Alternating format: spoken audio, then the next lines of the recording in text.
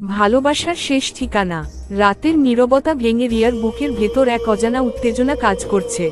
আজ রাতেই সে পালাবে তার ভালোবাসার মানুষ সবুজের সঙ্গে। ঘড়ির কাঁটা তখন 11টার ঘর ছুঁই ছুঁই, তার মানে আর মাত্র 1 ঘন্টা।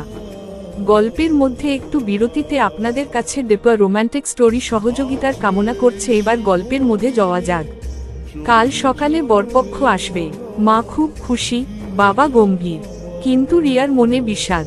সে জানে এই বিয়ে তার জন্য নয়, তার হৃদয় কেবল একজনকেই চায়। সবুজকে জীবন যত সাদামাটা থাকবে, মনের ভার তত হালকা থাকবে। অপ্রয়োজনীয় জটিলতা থেকে দূরে থাকাই সুখের আসল পথ। মোবাইলের স্ক্রিন জ্বলজ্বল করে উঠল।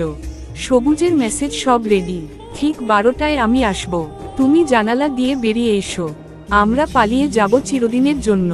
রিয়া এক মুহূর্তও দেরি করল না, দ্রুত উত্তর দিল, তোমাকে ছাড়া আমি বাঁচব না, আমি অন্য কাউকে বিয়ে করব না, আজ রাতেই আমরা পালাম। ঘরের ভেতর চাপা উত্তেজনা আর ভয় কাজ করছে, কিন্তু ভালোবাসার শক্তি সব দ্বিধা দূর করে দিচ্ছে। ঠিক রাত 12টায় বাইরে ইমরান এসে দাঁড়ালো।